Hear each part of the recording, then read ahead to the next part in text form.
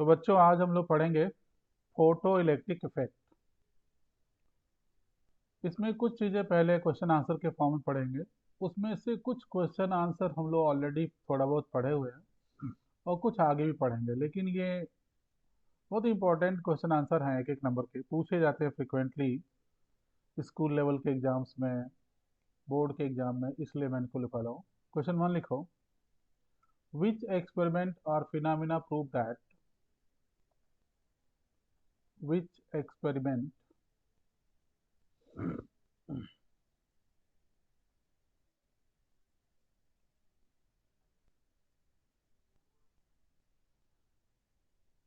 Sir, हाँ तो समत कॉल नहीं उठा रहा। अच्छा ठीक है, क्या व्हाट्सएप पे मैसेज करती है?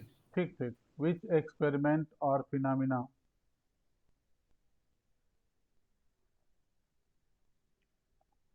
prove that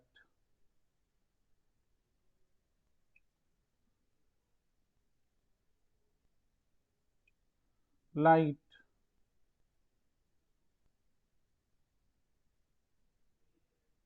लाइट क्या है? वेव है एक तरह की। तो लाइट हैज वेव नेचर। कोई बता सकता है? किसी के दिमाग में आंसर है इसका? Young's double slit. तो यंग्स डबल स्लिट एक्सपेरिमेंट तो एक आपका एक्सपेरिमेंट का नाम है, ठीक है, हाँ कह सकते हो, पर पूरा बोलो। Interference of light, correct answer. Interference of light से रिलेटेड है ना वो। यस। तो इंटरफेरेंस आंसर है इसका, इंटरफेरेंस ऑफ लाइट। याद करिए बच्चों, बताया गया था इसमें सुपरपोजिशन प्रिंसिपल कि in a medium two or more than two waves can propagate simultaneously without affecting each other. तो कम से कम एक ही प्लेस पर दो वेव्स होती हैं जो एक दूसरे को अफेक्ट नहीं करती हैं, एक ही स्पेस में दो वेव्स एक साथ। तो इंटरफेरेंस ऑफ लाइट।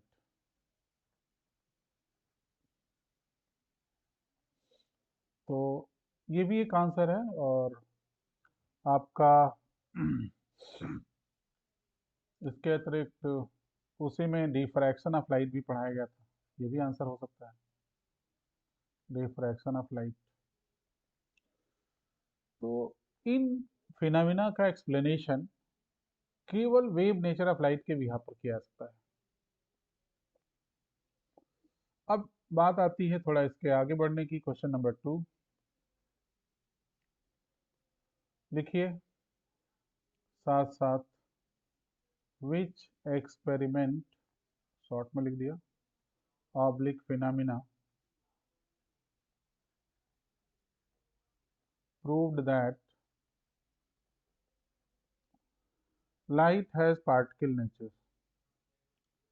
कुछ ध्यान है? कहीं पढ़ा हुआ एक्स्ट्रा इधर उधर? पार्टिकल मतलब मैटर वाला करेक्टर, मास वाली प्रॉपर्टी शो करे। Photo electric. हाँ, मैटर नेचर। तो इसका ही ये आंसर यही है जो इस चैप्टर का नाम है, photo electric effect.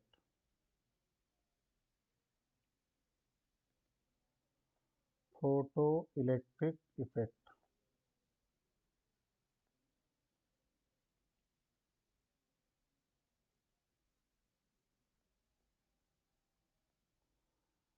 Photo electric effect.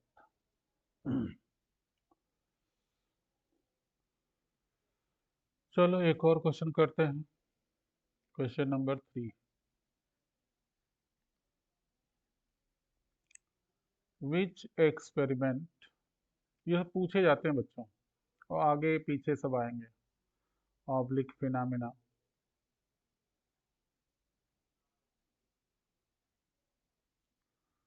Prove that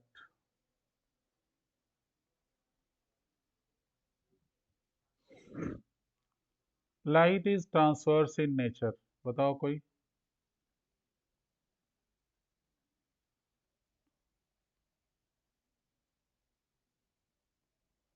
transverse nature मतलब जैसे लाइट प्रोपोगेट होती है उसके परपेंडिकुलर डायरेक्शन में इसका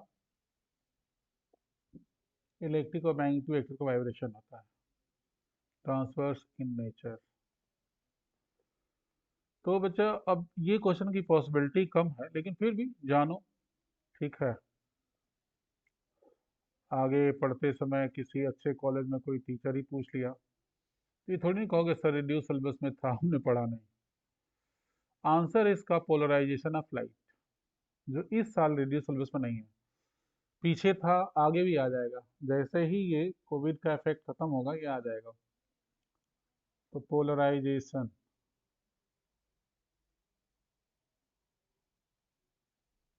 पोलराइजेशन ऑफ लाइट, ये पहले सिलेबस में था, अब हटा दिया गया है। एक और क्वेश्चन करेंगे हम लोग, क्वेश्चन नंबर 4। ऐसे मिलते जुलते क्वेश्चन है ना, इसलिए लिखवा दे रहे हैं। विच एक्सपेरिमेंट, ये बेटा रिया उसने सुबह क्लास तो किया था। यस सर, वो 11 बजे गई है। Which experiment phenomena prove that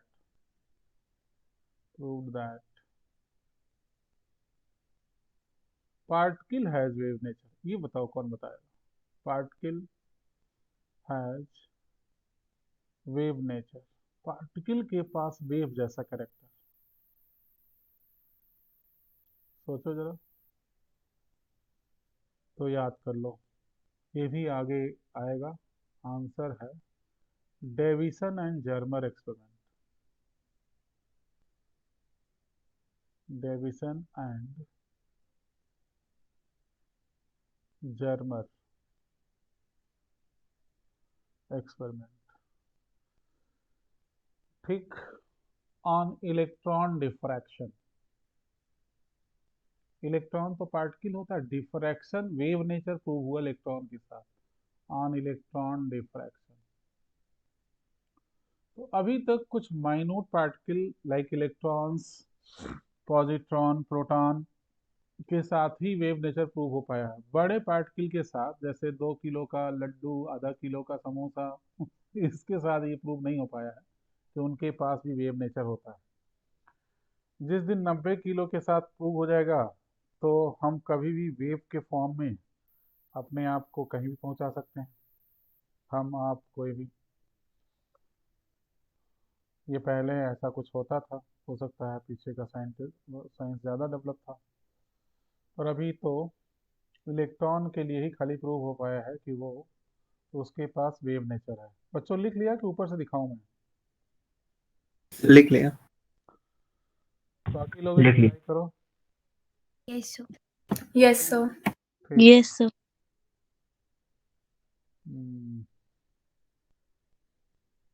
अब आ जाते हैं इस चैप्टर पर, जो इस चैप्टर का मेन टॉपिक है। आ जाइए। वो क्या है? फोटो इलेक्ट्रिक इफेक्ट क्या होता है? तो लिखिए topic, photo means photon, photon, photon क्या है? फोटान से वर्ड आया फोटो, ठीक है बच्चों। इसमें मीन्स लगाओ तो तुरंत ही कुछ बताने लगता है, ये पता नहीं क्या होता है। फोटो इलेक्ट्रिक इफेक्ट,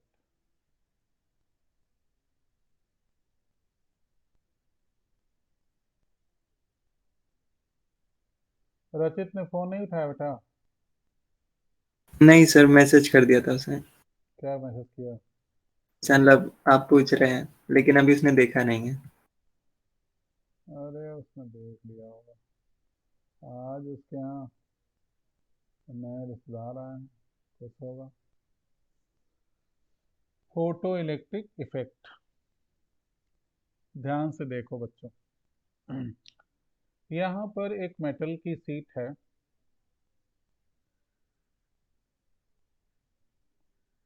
और इस मेटल शीट में बहुत सारे फ्री इलेक्ट्रॉन होंगे।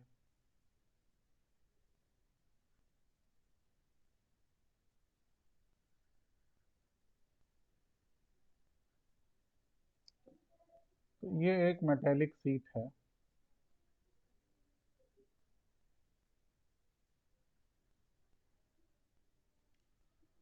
कुछ भी अगड़म अगड़म बना लो मेटेलिक शीट।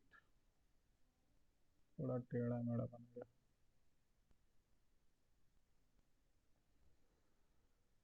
इस पर जब लाइट पड़ती है तो ये आ रही लाइट, हाई फ्रीक्वेंसी की लाइट। तो हम लोग लाइट को तो वेव फॉर्म में ही जानते हैं। तो लाइट जैसे ही पड़ती है, अगर हाई फ्रीक्वेंसी की लाइट हुई, पॉसिबल है, मे बी पॉसिबल, कि यहाँ से इलेक्ट्रॉन इजेक्ट हो जाए, जो इसके अंदर फ्री इलेक्ट्रॉन्स हैं वो इजेक्ट हो जाए। तो ये फ्री इलेक्ट्रॉन्स या थोड़ा लूजली बाउंडेड इलेक्ट्रॉन्स को इतनी एनर्जी मिल जाती है कि इलेक्ट्रॉन्स यहाँ पर इमिट होकर के आ जाते हैं। ये जो लाइट है बच्चों, इस लाइट को एक साइंटिस्ट थे प्लैंक, उन्होंने कहा कि ये light is made up of, साथ में लिख सकते हैं, made up of some minute particles,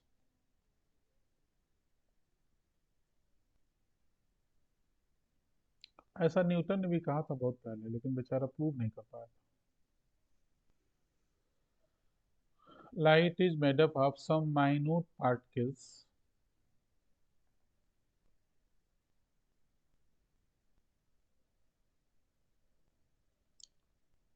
named photon.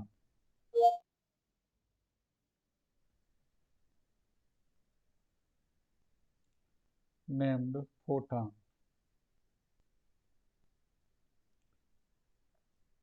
तो कहा कि ये जो लाइट है कुछ छोटे छोटे पार्टिकल से मिलकर बनी हुई है। इन पार्टिकल का नाम रखा उन्होंने फोटॉन, और उसकी एनर्जी का फार्मूला भी बताया। फार्मूला क्या बताया? E equal to h nu. E है एनर्जी ऑफ फोटॉन,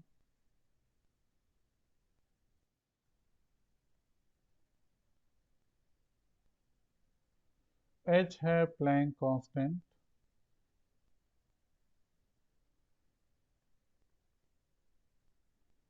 और न्यू है, इसको न्यू पढ़ेंगे, फ्रीक्वेंसी ऑफ लाइट या फोटॉन।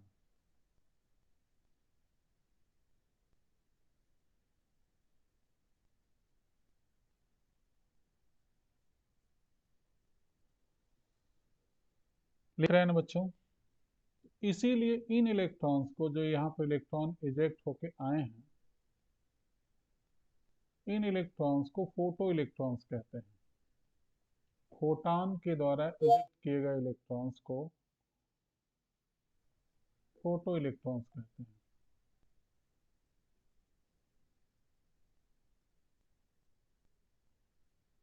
फोटो इलेक्ट्रॉन्स, अगर इनको हम कहीं मैनेज कर दें, अभी आने वाले समय मैनेज करेंगे, कि इनकी मदद से करंट निकाल सके, करंट फ्लो करा सके, उस करंट को फोटो इलेक्ट्रिक करंट कहेंगे।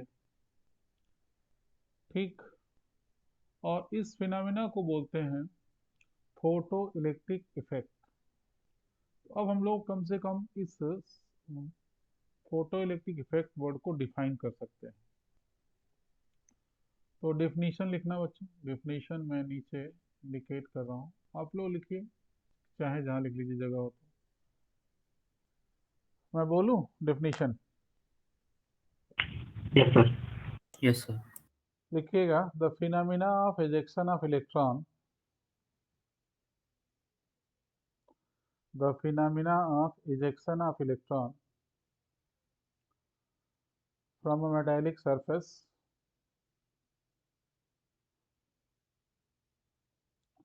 when radiation of high frequency incident on it. The phenomena of ejection of electron from a metal surface when radiation of high frequency incident on it is called photoelectric effect. Is called photoelectric effect. Sir radiation के बाद से repeat कर दीजिए। The phenomena of ejection of electron from a metallic surface when radiation of high frequency incident on it is called photoelectric effect.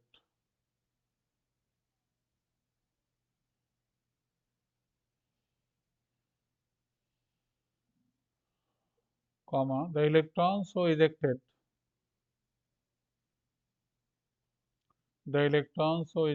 are called photoelectrons. The electrons so ejected are called photoelectrons.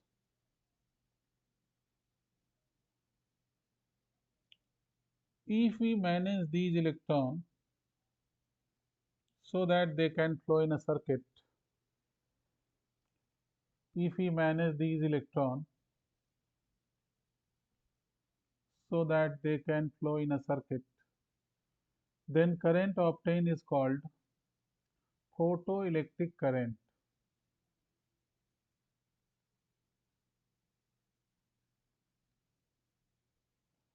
Photoelectric current आगे बताऊंगा कि कैसे ये current मिलेगी। Photoelectric current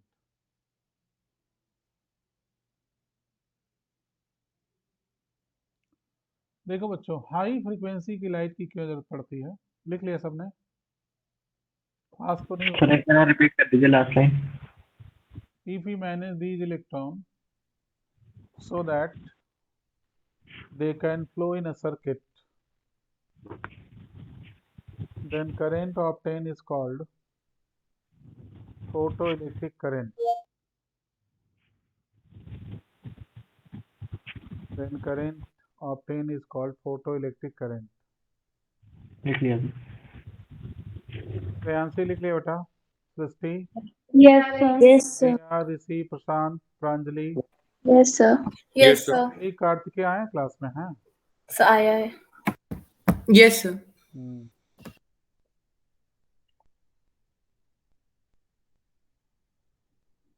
तो अमन, आपको आवाज आ रही है मेरी क्लियर?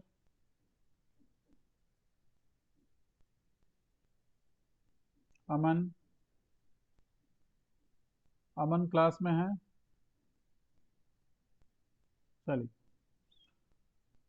देखो बच्चों, क्यों एक हाई फ्रीक्वेंसी की लाइट से ही होता है, नॉर्मल लाइट से क्यों नहीं होता है? किसी मेटल में जो फ्री इलेक्ट्रॉन होते हैं वो इतने फ्री नहीं होते हैं कि अपने मन से बाहर निकल जाए। ये इलेक्ट्रॉन किसी न किसी एटम से निकले हैं और जिन एटम से निकले हैं उन एटम पर पॉजिटिव चार्ज है इलेक्ट्रॉन की डिफिशिएंसी के कारण। तो ये इनके इन्फ्लुएंस में बाउंडेड तो होते ही हैं कि कम से कम मेटल के अंदर ही रहे। ठीक है, तो ये इलेक्ट्रॉन बाउंडेड होते हैं थोड़े बहुत, attraction force of different ions से निकले हैं। तो कुछ पोटेंशियल एनर्जी तो होगी ही, कम से कम उतनी एनर्जी दो इन इलेक्ट्रॉन्स को। ठीक है, तो ये फोटॉन्स जब इनसे टकराए तो इनको इतना एनर्जी दे दें कि इसके अट्रैक्शन फोर्स को ओवरशूट करके ये इलेक्ट्रॉन बाहर निकल आए। और ये तभी हो पाता है जब हाई फ्रीक्वेंसी की लाइट आती है। उसका रीजन ये है कि फ्रीक्वेंसी जितनी हाई होगी एनर्जी उतना ही ज़्यादा होगा, तभी इलेक्ट्रॉन को इतनी एनर्जी मिल पाएगी कि वो इजेक्ट होकर बाहर निकल आए। ठीक है बच्चों, इससे ये प्रूव होता है कि ये जो लाइट है इसके पास पार्टिकल जैसा नेचर है। क्यों? क्योंकि इलेक्ट्रॉन भी एक पार्टिकल है। तो यहाँ पर ये कंक्लूजन निकालना साइंटिस्टों के लिए आसान हो गया कि इलेक्ट्रॉन एक पार्टिकल को एक पार्टिकल ही डिस्प्लेस कर सकता है। वेव से पार्टिकल का हम मूवमेंट नहीं करा सकते। जैसे हम बोल रहे हैं, हमारे सामने ग्लास पड़ा हुआ है, लैपटॉप है, बुक्स हैं कुछ, ठीक है, पानी की बोतल है, हमारे बोलने के कारण ये डिस्प्लेस होकर दूर नहीं चले जा रहे हैं। वैसे भी ये साउंड वेव है, ठीक। या हम एक बल्ब जलाएं उसके सामने कुछ ऑब्जेक्ट रख दें, बल्ब को जलाने से क्या ऑब्जेक्ट डिस्प्लेस होकर दूर चला जाता है। कमरे में लाइट जलाई जाती है तो बहुत सारे फोटान आपके आके आपसे टकराते हैं बहुत। ठीक है, तो आप क्या खिसक के दूर चले जाते हो दीवार की दूसरी तरफ? नहीं, क्योंकि ये बहुत हल्के होते हैं। तो नॉन पार्टिकल जो सबसे हल्का था वो इलेक्ट्रॉन था। इसको देखा गया कि फोटान्स डिस्प्लेस कर सकते हैं, मतलब लाइट वेव डिस्कस कर सकते हैं। तो लाइट के पास वेव कैरेक्टर होता है, ये तो प्रूव हो चुका है। पहली बार ये प्रूव हुआ कि लाइट के पास पार्टिकल जैसा नेचर भी है, क्योंकि पार्टिकल ही पार्टिकल को डिस्प्लेस कर सकता है। वेव कैरेक्टर से इस पार्टिकल के मूवमेंट को एक्सप्लेन नहीं किया जा सकता है किसी भी कीमत पर। ठीक, एक पार्टिकल ही दूसरे पार्टिकल से टकरा करके एनर्जी मोमेंटम ट्रांसफर करता है। तो मैं आपको बताऊं कि अल्टीमेटली कंक्लूजन क्या है कि अगर हम पूरे यूनिवर्स की चीज़ों को, मान लो पूरा यूनिवर्स बना दिया हमने, दो पार्ट में बांटे, एक तरफ हम कहें कि वेव है और एक तरफ कहें हम मैटर है। इक्वलिंग 50-50 ये मार्केशन यहाँ भी हो सकता है, कहीं भी हो सकता है। ठीक, मुझे नहीं पता, ना किसी को पता है। मान लो ये वेव है, तो वेव में कुछ ऑब्जर्वेशंस है। क्या? कि अगर हम यहाँ से फ्रीक्वेंसी को बढ़ाना शुरू करें, बड़ी फ्रीक्वेंसी और बड़ी फ्रीक्वेंसी और बड़ी फ्रीक्वेंसी, मैटर में मास यहाँ बड़ा, यहाँ छोटा और छोटा और छोटा और छोटा लें, तो यहाँ पर एक बाउंड्री हम बना सकते हैं, छोटी सी, बहुत छोटी सी बाउंड्री, जिसके अंदर कुछ लाइट मास पार्टिकल है। ये वाला पोर्शन हमारा वेव वाला है, ये वाला पोर्शन हमारा मैटर वाला है। सुनते रहिएगा। तो यहाँ से इधर हमारा मैटर वाला है और यहाँ से यहाँ तक ये वेव वाला है। तो कुछ हाई फ्रीक्वेंसी की जो वेव्स हैं वो मैटर जैसा कैरेक्टर शो करती हैं, ये प्रूव हो चुका है। और ये भी प्रूव हो चुका है कि कुछ हल्के पार्टिकल वेव जैसा कैरेक्टर शो करते हैं। तो थोड़ी सी इंटरमिक्सिंग है बाउंड्री पर, लाइट पार्टिकल और हाई फ्रीक्वेंसी के बीच में। ठीक, बाकी ये सब मैटर जैसा कैरेक्टर शो करते हैं हमेशा, ये हमेशा वेव जैसा कैरेक्टर शो करते हैं।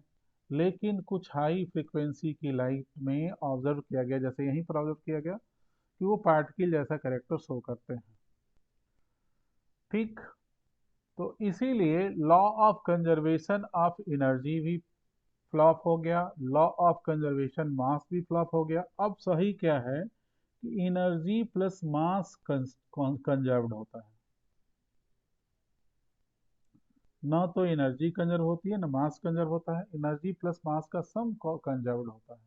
तो यही लेटेस्ट वर्जन है कंजर्वेशन का। ठीक है, तो कुछ हाई फ्रीक्वेंसी की लाइट मास जैसा बिहेवियर शो करती है, वेव, कुछ हाई फ्रीक्वेंसी की वेव मास जैसा कैरेक्टर शो करती है, कुछ हल्के पार्टिकल वेव जैसा कैरेक्टर शो करते हैं। ठीक है बच्चों, अब ये इलेक्ट्रॉन चूंकि कुछ आसपास के जो पॉजिटिव चार्ज आयंस हैं उनके बाउंडेशन में है, इसीलिए हाई फ्रीक्वेंसी की जब लाइट आती है तभी ये एमिट होके बाहर निकलते हैं। लो फ्रीक्वेंसी की लाइट से इनको एनर्जी नहीं मिलेगी। क्यों? क्योंकि वन फोटान केवल एक इलेक्ट्रॉन को ही इजेक्ट कर पाता है। ऐसा नहीं होता है कि कोई फोटान सलमान खान हो कि एक फोटान आए और 10 इलेक्ट्रॉनों को निकाल दे, या रजनीकांत हो कि एक फोटान आए और 1000 इलेक्ट्रॉन को निकाल दे। ठीक, एक फोटान केवल एक इलेक्ट्रॉन को इजेक्ट करता है, 1-to-1 मैपिंग होती है। ठीक, और ये भी नहीं होता है कि 10 फोटान मिलकर के सिर्फ एक इलेक्ट्रॉन को इजेक्ट करें। ठीक है, हमेशा एक फोटान एक इलेक्ट्रॉन को इजेक्ट करता है, इसलिए फोटानों की संख्या बढ़ाओगे तभी इजेक्टेड इलेक्ट्रॉनों की संख्या बढ़ेगी, और फोटान की संख्या जब डिक्रीज होगी तो इजेक्टेड इलेक्ट्रॉन की संख्या भी डिक्रीज होगी। ठीक, अब इसमें कुछ छोटे मोटे टर्म्स हैं जो लिखने हैं हम लोग को। ठीक है, लिखिएगा। सर वो पिछली स्लाइड दिखा दीजिए एक बार। अच्छा भैया, लो देख लो कहाँ गया कहाँ गया। बहुत बड़ा हो गया ये तो, छोटा मैं सोच रहा हूँ स्लाइड कर रहा हूँ, ये तो बड़ा होता जा रहा है। जस्ट मिनट, नीचे नीचे नीचे और छोटा कर दे पूरा।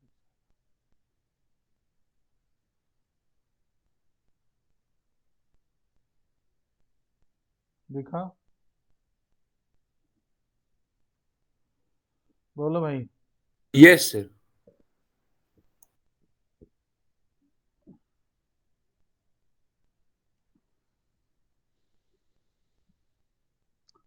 तो कुछ पार्टिकल वेव जैसा नेचर शो करते हैं, इसका मतलब ये मत सोच लीजिएगा प्रशांत कि आप भी वेव बन के उड़ जाएंगे। आप बहुत भारी हैं, 90 किलो के हैं आप। Yes sir, exact. ऋषि थोड़ा बहुत वजन कम करे तो उसने उधर पहुंच सकता है।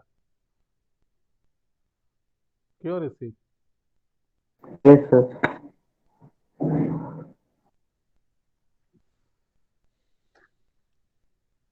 बना लिया आप लोगों ने? Yes sir. लिखिएगा, कुछ छोटे छोटे टॉपिक्स हैं। प्रशांत लिख लिया कि नहीं? Yes sir. नेक्स्ट लिखिएगा। अगला टॉपिक है threshold frequency. Threshold frequency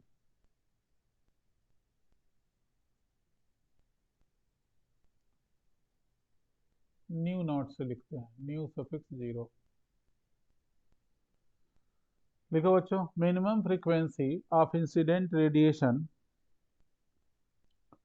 minimum frequency of incident radiation which can eject electron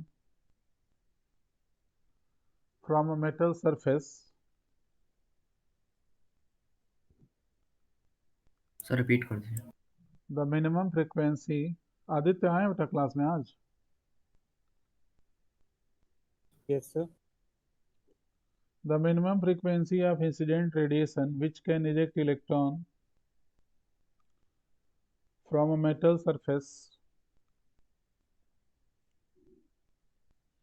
is called threshold frequency।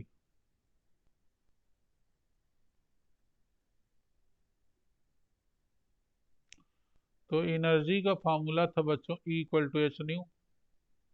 तो अगर न्यू नॉट लिखोगे ना तो यहाँ से जो एनर्जी निकल के आएगी इसको थ्रेशोल्ड एनर्जी भी कहेंगे। ये हो जाएगी थ्रेशोल्ड एनर्जी। थ्रेशोल्ड एनर्जी, इसको हम लोग वर्क फंक्शन भी कहते हैं।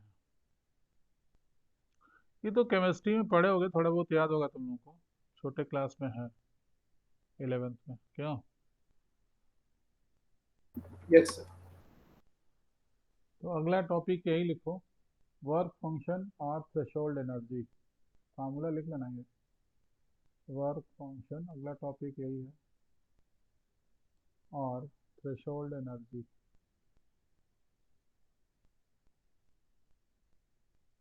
वर्क फंक्शन और threshold energy.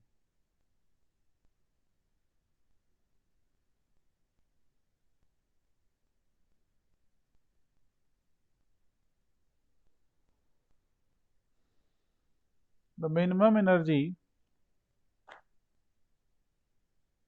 of incident radiation which can eject,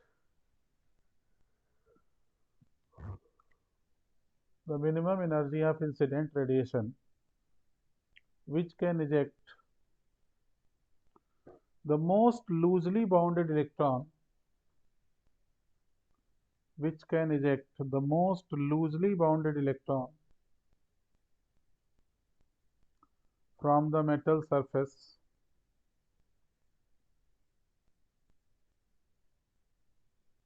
is called work function or threshold energy। The minimum energy of incident radiation which can eject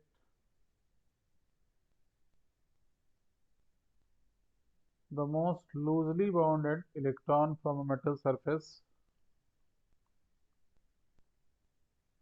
is called work function or threshold energy. तो work function को W से लिखते हैं, तो यहाँ भी वही formula हो जाएगा, W equal to h nu naught. H Planck constant है जिसकी वैल्यू होती है बच्चों 6.67 भी होता है, इंटू 10⁻⁻34, यूनिट होता है जूल इंटू सेकेंड, डायमेंशन होता है ml² T⁻⁻1।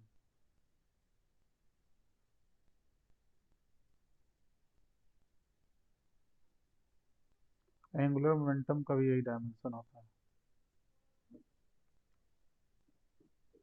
निकालना एक बार, डायमेंशन सही है ना, यहाँ से निकाले तो ml² T⁻⁻2 और नीचे फ्रीक्वेंसी T⁻⁻1, हाँ सही है।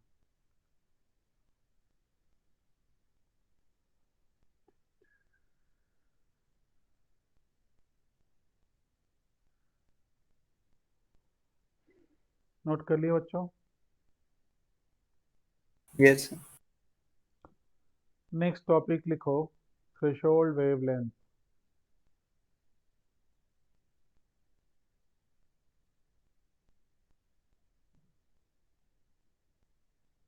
थ्रेशोल्ड वेवलेंथ,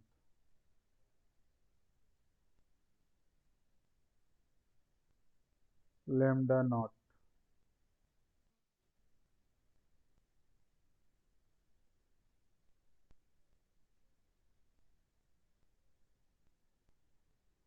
समझना, पहले फिर लिख लेना, 1 मिनट रुक जाओ। एक फॉर्मूला पढ़े होगे C इक्वल टू लैम्डा, याद है? Yes sir. तो lambda equal to C by nu हो जाएगा ना। Yes sir. अगर न्यू को मिनिमम लोगे तो लैम्डा क्या आएगा, मिनिमम आएगा कि मैक्सिमम आएगा? मैक्सिमम आएगा। मैक्सिमम। ठीक है, तो ये चीज़ अगर समझते हो तो फिर समझ लो, इसको लिख लो। The maximum wavelength of incident radiation, the maximum wavelength of incident radiation which can eject the most loosely bounded electron, sir एक बार रिपीट कर दिए। the maximum wavelength of incident radiation which can eject the most loosely bounded electron from a metallic surface is called threshold wavelength। अरे भाई, कोई मेरा phone ले गया है क्या? फोन मेरा ले गया हो? देखो ढूंढ के दो, कहाँ रखा है मैंने।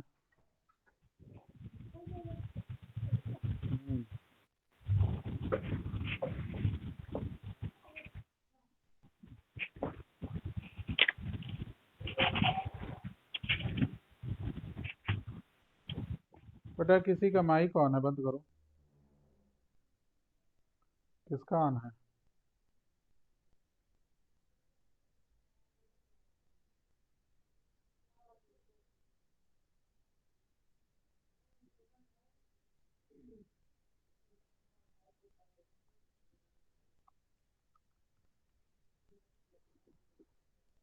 लिख लिया बच्चों?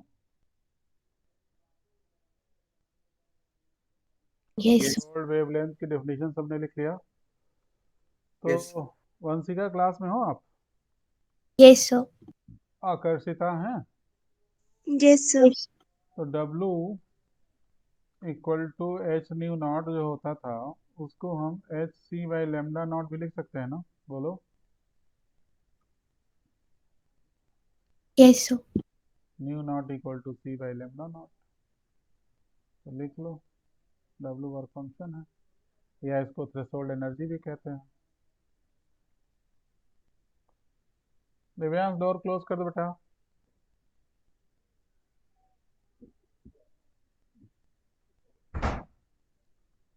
लिख लिया बच्चों? Yes sir. ठीक, आगे बढ़ते हैं। नेक्स्ट टॉपिक लिखिए, experimental study of photo electric effect. ठीक, क्या हेडिंग बोला मैंने? Experimental study of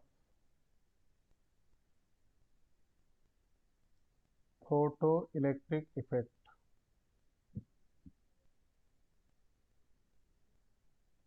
second semester का एग्जाम कब तक होने की पॉसिबिलिटी दिखाई दे रही है? मार्च में अप्रैल तक। किसने अप्रैल तक किसने बताया?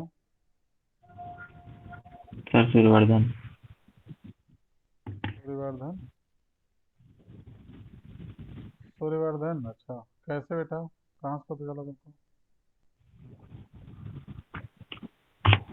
सर तो यही बता रहे थे।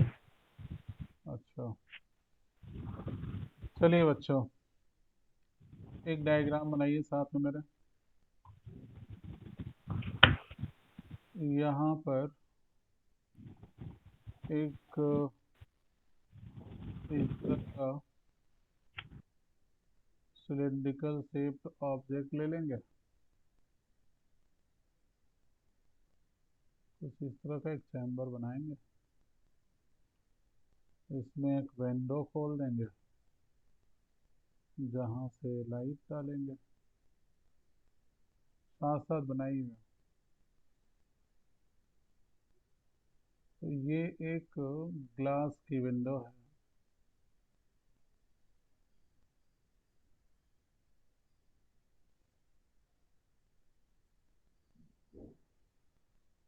यहाँ पर एक मेटल की सीट है, इसी से इलेक्ट्रॉन निकलेंगे। तो इलेक्ट्रॉन को रिसीव करने के लिए एक प्लेट बना लेते हैं। तो ये एक प्लेट बनाएंगे जहाँ पे इलेक्ट्रॉन को रिसीव करेंगे।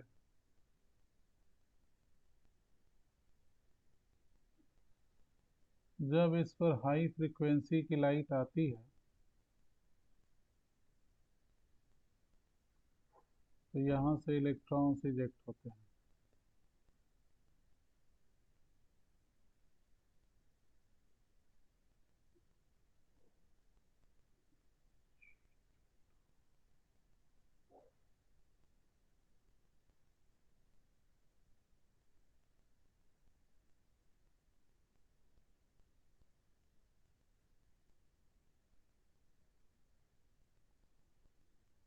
तो ये है light waves of high frequency.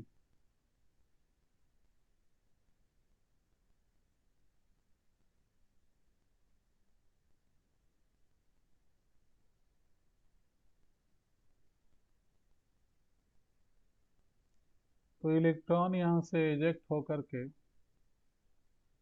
इस दूसरी प्लेट पर पहुंच जाते हैं।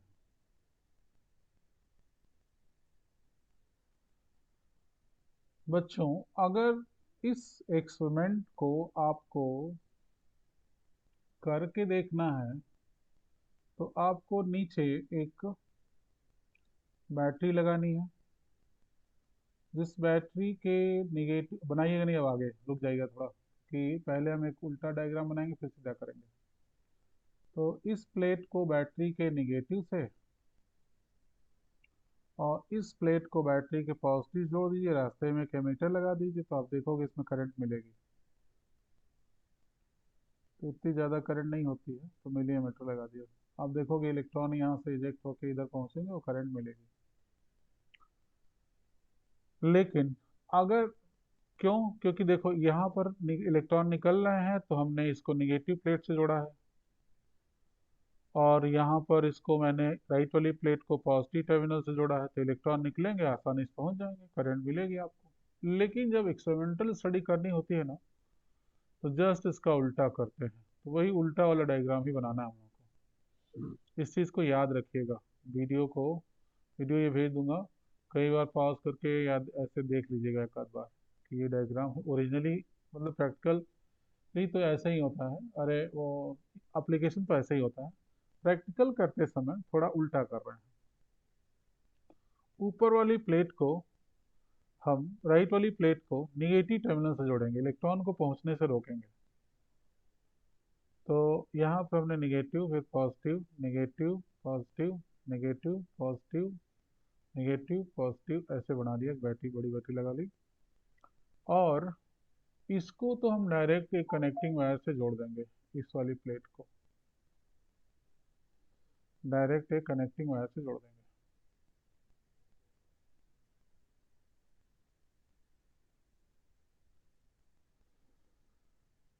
इधर वाली प्लेट को पहले हम जोड़ेंगे एक एमीटर से,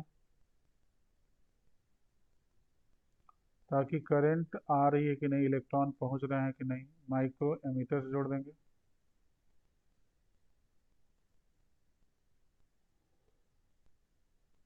और आगे भी इसको हम डायरेक्टली नहीं जोड़ेंगे, आगे देखिए क्या करते हैं। यहाँ पर बनाएंगे एक पोटेंशियल डिवाइडर। देखो बच्चों, यहाँ बनाएंगे हम एक पोटेंशियल डिवाइडर।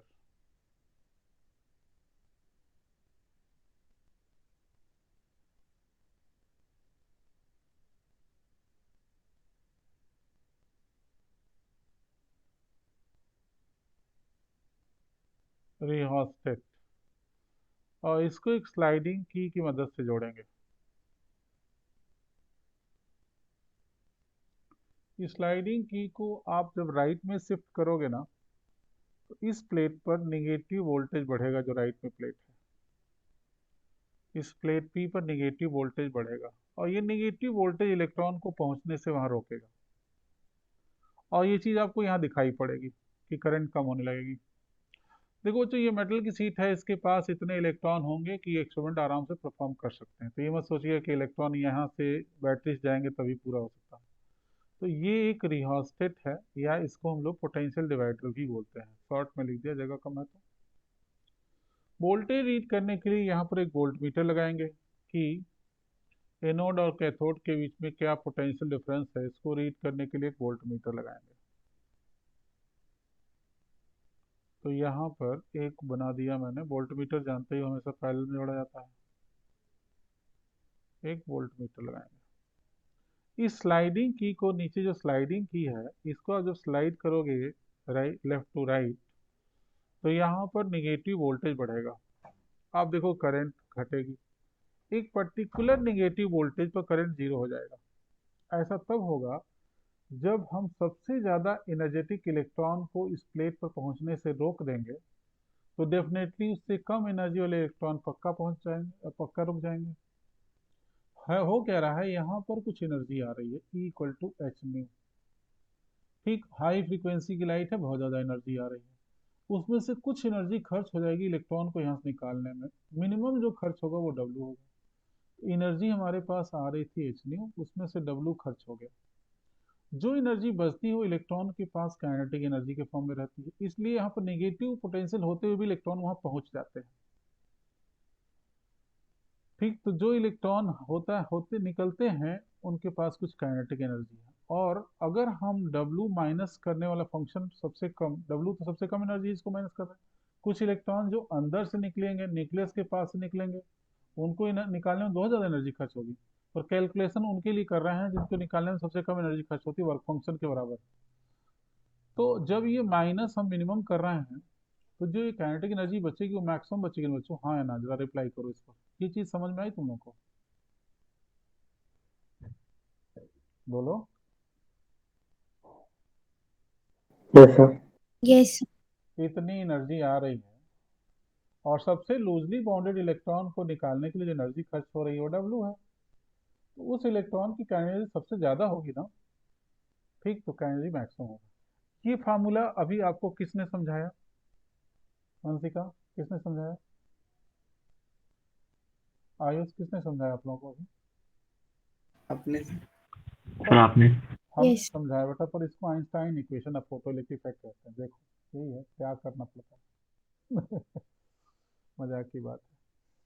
ठीक है, पहले से Yes, sir. उन्होंने ही बताया था। ठीक, Yes. ये आ गया। तुम्हारी आवाज़ सुननी बाकी थी। ठीक है, यहाँ पर जब हम लोग स्लाइड करते हैं इसकी को राइट की तरफ तो निगेटिव वोल्टेज बढ़ता है। एक मिनिमम निगेटिव वोल्टेज अप्लाई करिए जिससे सबसे ज़्यादा एनर्जेटिक इलेक्ट्रॉन रुक जाए। ठीक है, देखो मान लो -4 वोल्ट लगाने पर वोल्टेज यहाँ से रीड करोगे, सबसे ज़्यादा एनर्जेटिक इलेक्ट्रॉन यहाँ पहुँचने से रुक गया तो -5 पर रुक जाएगा, -6 पर रुक जाएगा। उसमें जो सबसे मिनिमम निगेटिव वोल्टेज है ना, जो सबसे ज़्यादा एनर्जेटिक इलेक्ट्रॉन को यहाँ पहुँचने से रोक देगा, तो डेफिनेटली कम एनर्जी वाले तो पहले ही रुक चुके होंगे। उस मिनिमम निगेटिव वोल्टेज को बोलते हैं स्टॉपिंग पोटेंशियल। क्यों? उस समय करंट जीरो हो जाती है, या कट ऑफ पोटेंशियल। तो स्टॉपिंग पोटेंशियल अगला टॉपिक है, डायग्राम बनाने के बाद लिखिएगा। स्टॉपिंग पोटेंशियल, इसको वी नॉट से लिखते हैं, या cut off potential. Cut off potential,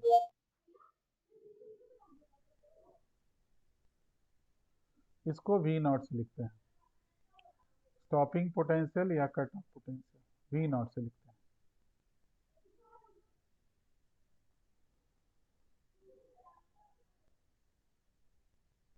stopping potential और कट ऑफ पोटेंशियल। तो लिखो बच्चों, the minimum negative potential which can stop the minimum negative potential which आप प्लेट P, या आप इसको लिख दो कैथोड, निगेटिव है ना, इस समय तो निगेटिव हो गया, तो minimum negative potential of cathode which can stop maximum energetic electron to reach at this plate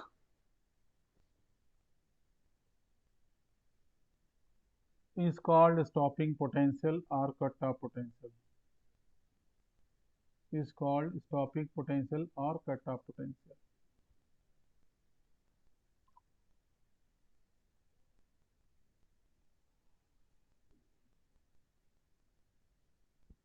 एक बारी कैथोड से रिपीट कर दीजिए। The minimum negative potential of cathode which can stop maximum energetic electron which can stop maximum energetic electron to reach at this plate is called stopping potential or cut-off potential. Diagram बना लिया आप लोगों ने? Yes sir.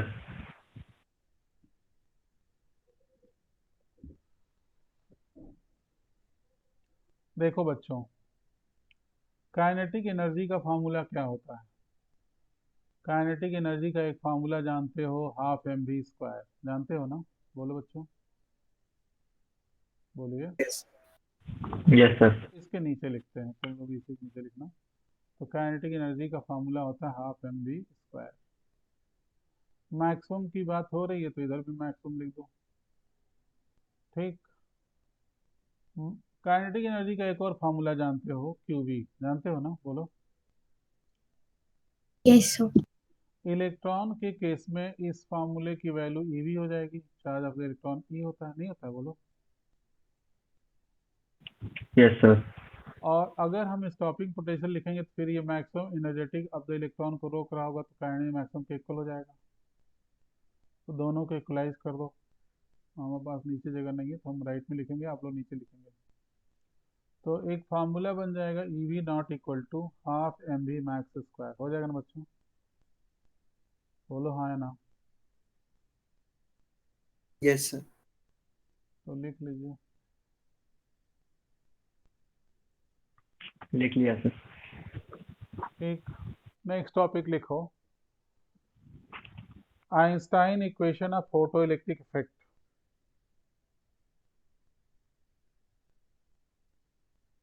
Einstein equation of, बच्चों बहुत fast तो नहीं हो रहा ना? समझ में आ रहा ना? Yes sir. Einstein equation of photo electric effect. तो जैसा कि मैंने मैंने समझाया मैंने आप लोगों को, पर इसको आइंस्टाइन इक्वेशन कहते हैं। तो ऑलरेडी मैं बता चुका हूँ आप लोगों को ये इक्वेशन, यही वाला दोबारा लिखता हूँ। तो एच न्यू एनर्जी आ रही है, मिनिमम खर्च W है, ठीक है। तो जो बचेगी काइनेटिक एनर्जी वो डेफिनेटली मैक्सिमम होगी। इसी को Einstein equation of photoelectric effect कहते हैं, ठीक है बच्चों। अगर हम थ्रेशोल्ड फ्रीक्वेंसी भेजें तो वो तो मिनिमम फ्रीक्वेंसी होती है, उस समय काइनेटिक एनर्जी 0 हो जाएगी ना। बोलो बच्चों। Yes sir. Yes, sir. W equal to h nu naught हो जाएगा। ये वैल्यू 1 में रख दो, पुटिंग इन 1। तो h nu minus h nu naught equal to half mv max square, ठीक। एच कॉमन ले लो, तो न्यू वो फ्रीक्वेंसी है जो इंसिडेंट हुई है, न्यू नॉट थ्रेशोल्ड फ्रीक्वेंसी है। हाफ mv स्क्वायर को ev नॉट लिख सकते हैं। तो ये भी आइंस्टाइन इक्वेशन ऑफ फोटोइलेक्ट्रिक कहलाएगा, और न्यूमेरिकल इस पर भी करने होते हैं। खूब सारे न्यूमेरिकल हैं, करिएगा, बहुत मज़ा आएगा इस चैप्टर में, ठीक है। आगे मेरे पास स्पेस नहीं है, मैं आगे लिख रहा हूँ, पेज अब नीचे नहीं जा रहा है। तो देखें इधर राइट में जाता है कि नहीं, और इधर लिखना है, अभी तो है, अभी है। तो एच को रहने दो, न्यू को लिखेंगे c by lambda, nu naught को लिखेंगे c by lambda naught equal to ev naught लिखो या हाफ mv मैक्स स्क्वायर लिखो। h कॉमन ले लो, 1 by lambda minus 1 by lambda naught equal to ev naught लिखो, या 1 by lambda minus 1 by lambda naught equal to half mv max square लिखो।